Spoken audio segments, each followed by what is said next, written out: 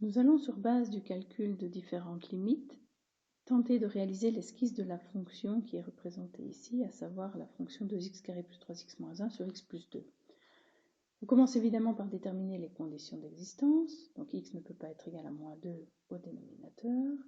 On a un domaine qui est donc de la forme l'ensemble des réels sauf moins 2. On en déduit que moins 2, moins l'infini et plus l'infini adhèrent tous trois au domaine de la fonction. On peut écrire que l'adhérence au domaine, c'est donc R bar. Et on commence par calculer les limites en un réel pour déterminer s'il y a des asymptotes verticales.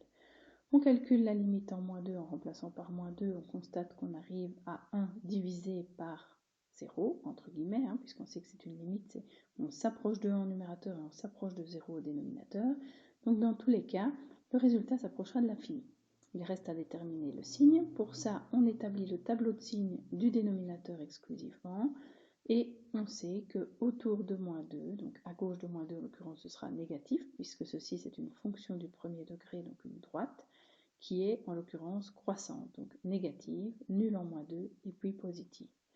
À gauche de moins 2, on peut donc préciser qu'au dénominateur, on s'approchera de 0 par les négatifs, et donc 1 divisé par quelque chose proche de 0 mais négatif, ça donnera du moins l'infini. Même chose à droite de moins 2, sauf que cette fois-ci on prendra donc le plus qui se trouve bien à droite du moins 2 dans le tableau.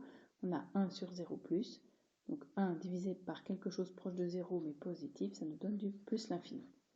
On a donc bien une limite, une asymptote verticale en x égale moins 2, et ce que je voulais dire juste avant, c'est que la limite par contre quand x tend vers moins 2 de notre fonction, elle n'existe pas puisque la limite à gauche est différente de la limite à droite. On continue avec nos limites en l'infini pour déterminer s'il existe ou non des asymptotes horizontales.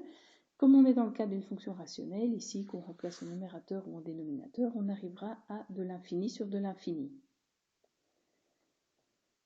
On peut alors appliquer la règle du plus haut degré, ce qui nous permet d'écrire cette égalité que je mets entre guillemets, puisque l'égalité n'est pas tout à fait exacte, elle résulte de la mise en évidence des termes de la plus haute puissance à chaque fois, puisqu'un polynôme se comporte comme le terme de sa plus haute puissance. Donc ici, on peut dire que c'est la limite en plus ou moins l'infini de 2x carré sur x, qu'on peut évidemment simplifier, un x au-dessus avec un x du dessous, et on arrive à la limite en plus ou moins l'infini de 2x,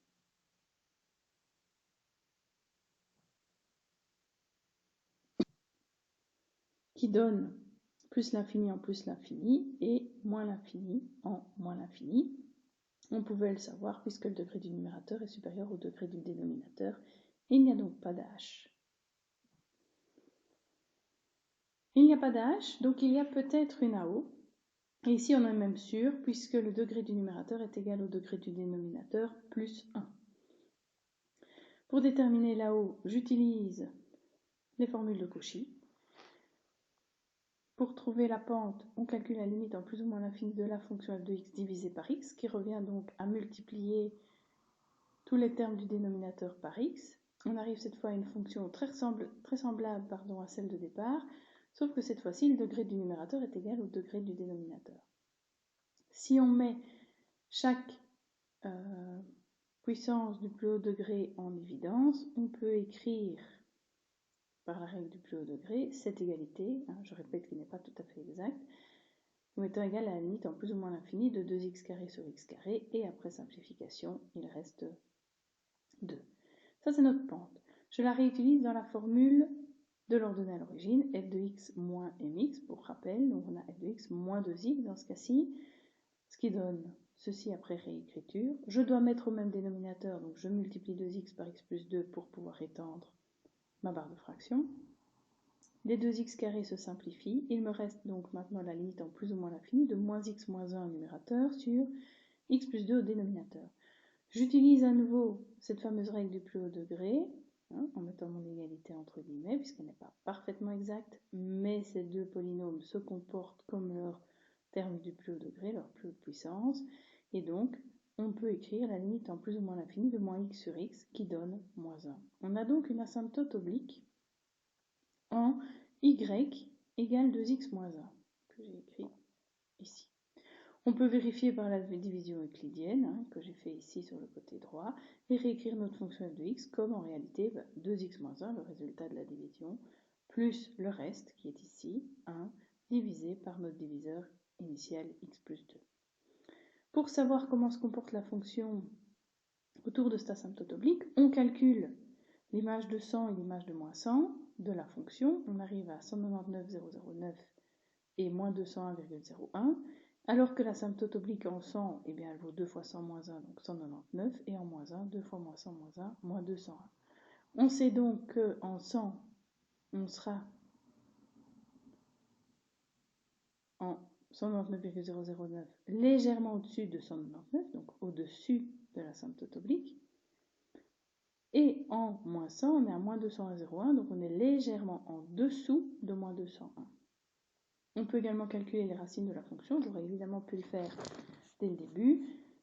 Ici, on est dans une équation du second degré, donc on calcule le delta qui vaut 17. On a deux racines qui ne tombent pas parfaitement justes, mais qui sont de l'ordre de 0,28 et de moins 1,78.